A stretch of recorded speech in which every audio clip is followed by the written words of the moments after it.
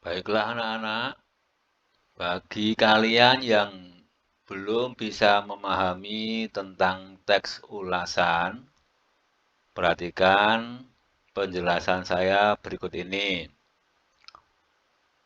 Ketika kita menulis atau membuat teks ulasan, maka kita perlu menulis identitas buku. Jadi, bagian yang pertama adalah identitas buku. Meliputi judul, pengarang, penerbit, tahun terbit, dan tebal halaman. Selanjutnya, perhatikan paragraf berikut ini. Di dalam paragraf ini, pengarang memperkenalkan kepada pembaca bahwa novel ini adalah novel terbaik yang memperoleh hadiah dari pemerintah. Juga novel ini pernah diangkat ke layar perak.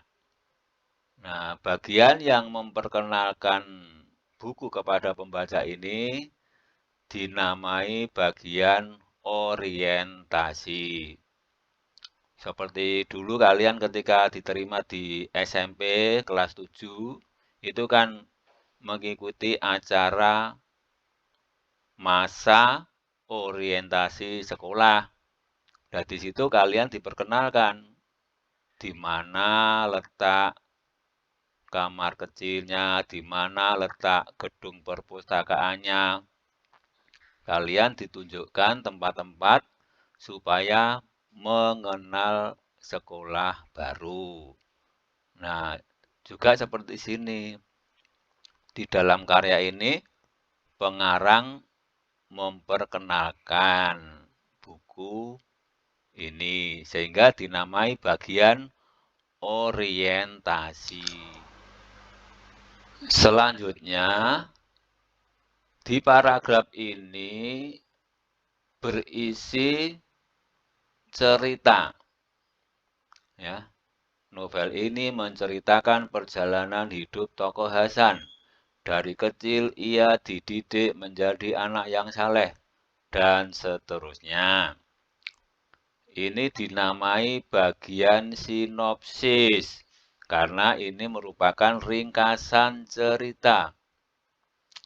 Cerita aslinya itu terdiri atas 232 halaman.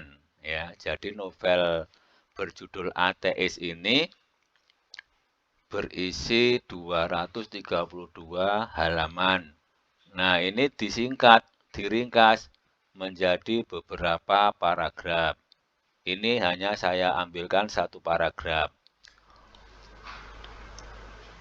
Yang berikutnya anak-anak, perhatikan kalimat ini. Novel ini banyak memberikan pelajaran kepada pembaca. Kita harus pandai bergaul dengan orang lain. Ini berarti pengarang atau penulis ulasan memaparkan unsur intrinsik cerita, yaitu unsur amanat. Termasuk ini juga memaparkan unsur amanat. Kemudian pengarang atau penulis ulasan juga memaparkan tokohnya, ya ini. Perhatikan kalimat ini. Jangan seperti tokoh Ayah Hasan yang tidak mau memaafkan kesalahan anaknya. Nah, ini berarti memaparkan unsur tokoh. Nah, bagian ulasan yang memaparkan unsur-unsur cerita ini disebut bagian analisis. Kemudian bagian yang terakhir atau bagian kelima. Perhatikan kalimat ini. Bahasa novel ini lugas dan mudah dipahami. Berarti ini paparan tentang kelebihan novel.